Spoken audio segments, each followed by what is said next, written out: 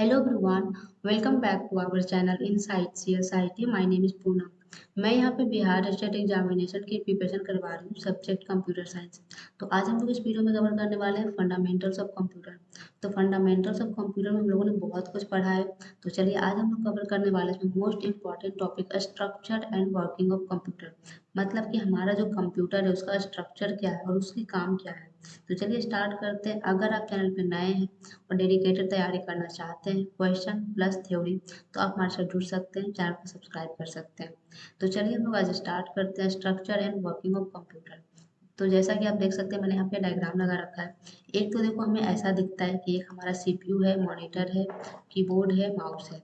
मतलब ऊपर से तो हमें ऐसा दिखता है, बट एक्चुअली में इसका स्ट्रक्चर कैसा है तो ये कुछ इस तरह का अंदर में मतलब कि हमारा स्ट्रक्चर होता है। तो आज हम लोग डिटेल में डिस्कस करेंगे कि इसके स्ट्रक्चर कैसे हैं और इसके वर्किंग क्या क्या है।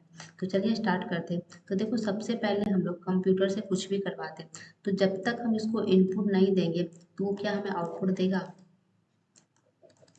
इनपुट जब तक हम नहीं देंगे ये क्या हमें आउटपुट देगा, नहीं देगा ना। तो जो हमारा कंप्यूटर है उसका आउटपुट किस पे डिपेंड करता है, इनपुट पे। तो बेसिकली अगर हमें कंप्यूटर से कुछ भी करवाना है, जैसे सपोज डायरेक्ट 2+3 करवाना है तो हम इनपुट दिए। अब यहाँ पे हमारा क्या होता है, कंट्रोल यूनिट होता है जो कि कंट्रोलिंग का काम करता है। उसके बाद हमारा क्या होता है, एएलयू होता है जो कि हमें कौन सा परफॉर्म करवाना है, अरिथमेटिक लॉजिक यूनिट, कि हमें जो ऑपरेशन परफॉर्म करवाना है वो क्या करवाना है, वो क्या करता, कौन वर्क करता है, एएलयू। उसके बाद हमारा एक होता है हमारा मेमोरी जो कि डेटा को होल्ड करता है। तो हम लोग कुछ भी इससे कंप्यूटेशन करवाएंगे, कैलकुलेशन करवाएंगे, ऑपरेट करवाएंगे तो क्या हमें देना पड़ेगा, सबसे पहले इनपुट देना पड़ेगा। फिर यहाँ पे ये क्या करेगा, प्रोसेस करेगा कि जो जैसे हम लोग यहाँ पे क्या करवा रहे हैं, एडिशन करवा रहे हैं तो ये अपना अरिथमेटिक लॉजिक यूनिट लगाएगा, वर्क करेगा यहाँ पे और फिर हमें क्या देगा, आउटपुट देगा। तो ये बेसिकली एक बेसिक स्ट्रक्चर है हमारे कंप्यूटर का। तो चलिए बारी बारी से हर पॉइंट को डिस्कस कर लेते हैं। तो सबसे पहले देखो क्या है इनपुट। इनपुट एनी इंफॉर्मेशन और data send to a computer for processing is called input. मतलब कि कोई भी इंफॉर्मेशन और डेटा कंप्यूटर को हम लोग सेंड करते हैं किसके लिए, प्रोसेस करने के लिए, तो उसको हम लोग क्या कहते हैं, इनपुट कहते हैं।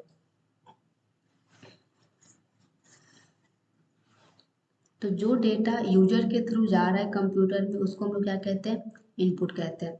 उसी तरह से अगर हम लोग आउटपुट पे आए तो एनी इंफॉर्मेशन और data processed and send out from a computer is called output. जो इनपुट मतलब कि जो यूजर के थ्रू जा रहा है कंप्यूटर में कैलकुलेशन करवाने के लिए वो होता है हमारा इनपुट। और जो कंप्यूटर से आ रहा है कैलकुलेशन होकर प्रोसेस्ड डेटा, यहाँ पे ध्यान दीजिएगा, यहाँ पे देखो क्या है, प्रोसेसिंग और यहाँ पे क्या है, प्रोसेस्ड, तो इसको हम लोग कहते हैं आउटपुट। उसके बाद देखो नेक्स्ट पॉइंट है control unit. It manages the activities of peripherals device. Peripheral device क्या होता है कि जैसे हमारे सिस्टम में बहुत सारे एक्स्ट्रा होते हैं, जैसे कि जरूरी नहीं है कि इसके बिना हमारा कंप्यूटर चलेगा ही नहीं। पेरिफेरल्स मतलब कि जैसे हम लोग अलग से ऐड करते हैं ना, जैसे हमारा प्रिंटर हो गया, कीबोर्ड हो गया, माउस हो गया, हम लोग लैपटॉप में ऐड करते हैं ना। तो जो डिवाइसेस हम लोग अलग से ऐड करते हैं ना, मतलब कि ऐसा नहीं कि उसके बिना हमारा सिस्टम चलेगा ही नहीं। जैसे अब हमारे सिस्टम से मदरबोर्ड को निकाल दो, सीपीयू को हटा दो तो क्या चलेगा, नहीं। तो पेरिफेरल डिवाइसेस वैसे डिवाइसेस को कहते हैं कि जो हम लोग एक्स्ट्रा ऐड ऑन करते हैं, जैसे प्रिंटर हो गया, माउस हो गया, कीबोर्ड हो गया, ये सब क्या आता है पेरिफेरल डिवाइसेस में। तो इन सब के जो एक्टिविटीज होते हैं पेरिफेरल डिवाइसेस के, उसको कौन मैनेज करता है, कंट्रोल करता है control unit. Control units found on personal computer are usually contained on a single printed circuit board। मतलब कि जो हमारा मदर बोर्ड होता है ना, वहीं पे हमारा क्या होता है, एस्टैब्लिश्ड होता है क्या, कंट्रोल यूनिट। नेक्स्ट है देखो memory unit. It holds all of the necessary information और data for processing is called memory unit. अब हम लोग देखो कंप्यूटर में कुछ भी प्रोसेस करवा रहे हैं, चाहे वो छोटा से छोटा कैलकुलेशन ही क्यों ना हो, फिर भी उसको स्टोरेज की तो ज़रूरत तो चाहिए होगा ना कहीं तो वो स्टोर है। तो उस डेटा को स्टोर जो करता है उसको हम लोग क्या कहते हैं, मेमोरी यूनिट कहते हैं। उसके बाद है arithmetic and logic unit. It handles all the calculation the CPU में नीड। मतलब कि ये क्या हैंडल करता है कि जो भी कैलकुलेशन नीड है, जैसे कि सपोज दैट कि 2+3 करवाना है तो यहाँ पे हमें क्या करवाना है, प्लस करवाना है। ऐसा नहीं कि माइनस कर देता है, ऐसा तो नहीं करता है ना, मिस्टेक तो नहीं करता है। तो ये कौन मैनेज करता है, एएलयू, कि हमें यहाँ पे क्या करवाना है, प्लस करवाना है, माइनस करवाना है। तो ये हमारा वर्क होता है अरिथमेटिक एंड लॉजिक यूनिट का। तो ये कुछ पॉइंट था हमारा स्ट्रक्चर जो हमारा कंप्यूटर है। सबसे पहले हम लोग इनपुट देते हैं, फिर वो जो प्रोसेस करता है उसके अंदर जो पार्ट होते हैं वो हो गया, फिर हमारा आउटपुट होता है। तो आई होप आपको समझ में आया होगा कि जो हमारा स्ट्रक्चर है कंप्यूटर का उसमें जितने भी पॉइंट है वो किस तरह, तो वो क्या क्या है और उसके डेफिनेशन क्या है। अब जैसे देखो यहाँ पे नेक्स्ट टॉपिक हमारा है structure and working of computer में बसेस का। A computer bus consists of a set of parallel conductors, which may be conventional wires, copper track on a printed circuit board. तो देखो सबसे पहले बसेस क्या होता है, वो बस नहीं है कि जो रोड पे चलता है। बस जैसे कि जो भी हमारा, जैसे कि यहाँ हम लोग फर्स्ट इमेज में देखे थे, ये जो आपस में कम्युनिकेट कर रहा है ना कंट्रोल यूनिट से रजिस्टर में, रजिस्टर से कॉम्बिनेशनल लॉजिक में या फिर मेन मेमोरी में, ये सब जो है ना, तो आप लोग जब सीपीयू खोलते हुए कभी तो देखते होंगे कुछ वायर सा लगा हुआ रहता है, तो उसी को हम लोग कहते हैं बस, मतलब कि जो आपस में कम्युनिकेट कर रहा है। और जो हमारा बसेस होता है ना वो थ्री टाइप्स के होते हैं। Most important question, data bus, address bus, control bus. ये क्वेश्चन पूछे हुए हैं कि हमारा जो बसेस होते हैं कंप्यूटर में वो कितने तरह के होते हैं, तो तीन तरह के होते हैं। कौन कौन होते हैं, तो data bus, address bus, control bus. तो डेटा बस क्या होता है कि it is use to carry data information between the CPU memory input output. ये क्या करता है, डेटा को कैरी करता है किसके किसके बीच में, सीपीयू मेमोरी और इनपुट आउटपुट के बीच में। और ये क्या होता है, it is by directional. Most important, इसको याद रखना, ये क्या होता है, बाय डायरेक्शनल, मतलब कि दोनों साइड से होगा। डेटा बस जो है वो क्या है, बाय डायरेक्शनल है। तो इसको आप लोग इस पॉइंट को मोस्ट याद रखिएगा। मोस्ट इंपॉर्टेंट पॉइंट है ये कि जो हमारा डेटा बस होता है वो यूनी डायरेक्शनल है या फिर बाय डायरेक्शनल है। तो ये क्या होता है, बाय डायरेक्शनल होता है। उसके बाद नेक्स्ट देखो है हमारा address bus. It is use to carry address memory location, मतलब जो हमारा डेटा है ना वो किस लोकेशन पे है, कहीं ना कहीं तो स्टोर होगा। जैसे हम लोग कुछ भी डेटा को स्टोर करते हैं तो कहीं ना कहीं तो स्टोर है ना, किस ड्राइव में है या फिर किस लोकेशन पे है, तो वो कौन ख्याल रखता है, एड्रेस बस।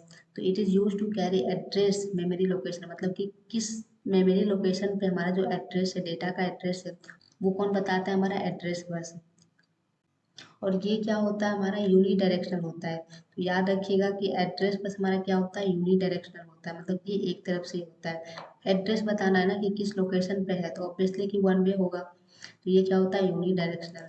उसके बाद देखो हमारा है कंट्रोल बस। कंट्रोल बस क्या वो करता है, कंट्रोलिंग का काम करता है, जितने भी पेरिफेरल डिवाइसेस वगैरह होते हैं उन सबको। तो it is use to carry control signals and timing signal.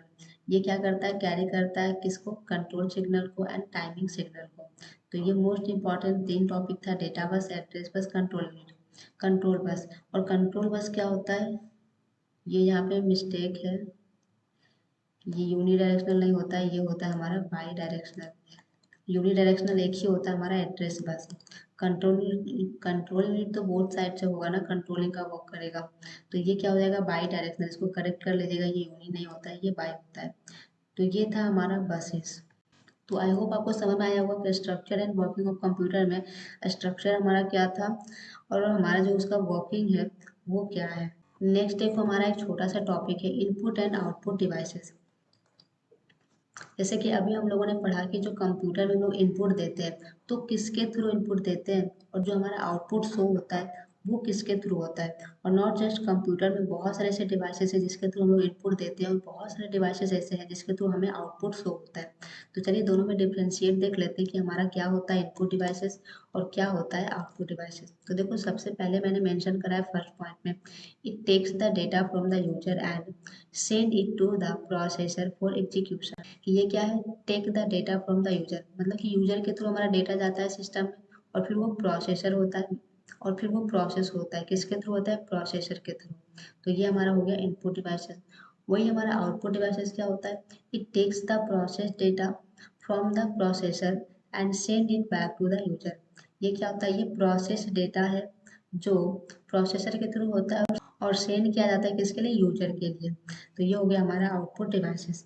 Next देखो है, it help the computer is accepting the data. जो हमारा इनपुट डिवाइसेस होता है वो क्या होता है, हेल्प करता है डेटा को एक्सेप्ट करने में, वही अगर हमारा आउटपुट डिवाइसेस की बात करें तो it helps the computer is displaying the data. ये किसमें हेल्प करता है? डिस्प्ले करने में, डेटा को डिस्प्ले करने में। जैसे कि जो भी एग्जीक्यूशन हुआ, जैसे कि हम लोग कंप्यूटर में देते हैं 2+2 आउटपुट, तो हमें डिस्प्ले पे शो करता है ना, तो डिस्प्ले क्या हुआ? आउटपुट डिवाइसेस हुआ। तो वही हमारा यहाँ पे क्या करता है? डिस्प्लेइंग का काम करता है। नेक्स्ट पॉइंट देखो मेंशन किया है, it is directly commanded by user. ये किसके थ्रू कमांड किया जाता है? यूजर के थ्रू। और it is commanded by processor. जो हमारा आउटपुट डिवाइसेस होता है वो किसके थ्रू कमांड किया जाता है? प्रोसेसर के थ्रू, क्योंकि एग्जीक्यूट तो वही करके देगा ना हमें। तो ये हो जाता है हमारा आउटपुट डिवाइसेस। अगर हम लोग एग्जाम्पल्स की बात करें कि इनपुट डिवाइसेस में क्या क्या आएगा, आउटपुट डिवाइसेस में क्या क्या आएगा, तो इनपुट डिवाइसेस में देखो कीबोर्ड हो गया, कीबोर्ड के थ्रू हम लोग इनपुट देते हैं। इमेज स्कैनर हो गया, माइक्रोफोन हो गया, पॉइंटिंग डिवाइसेस हो गया, ग्राफिक्स टैबलेट हो गया, जॉयस्टिक हो गया, ये सब क्या है? Input devices. वही अगर हम लोग आउटपुट डिवाइसेस की एग्जाम्पल्स की बात करें तो मॉनिटर हो गया, प्रिंटर हो गया, प्लॉटर हो गया, प्रोजेक्टर हो गया, स्पीकर हो गया, ये सब क्या है? आउटपुट डिवाइसेस, जहाँ से हमें क्या मिलता है? आउटपुट मिलता है। तो ये कुछ डिफरेंशिएट था इनपुट डिवाइसेस में, आउटपुट डिवाइसेस में। समटाइम्स क्वेश्चन यहाँ से ये सब पूछ दिया जाता है कि कौन सा हमारा इनपुट डिवाइसेस है, कौन सा आउटपुट डिवाइसेस है।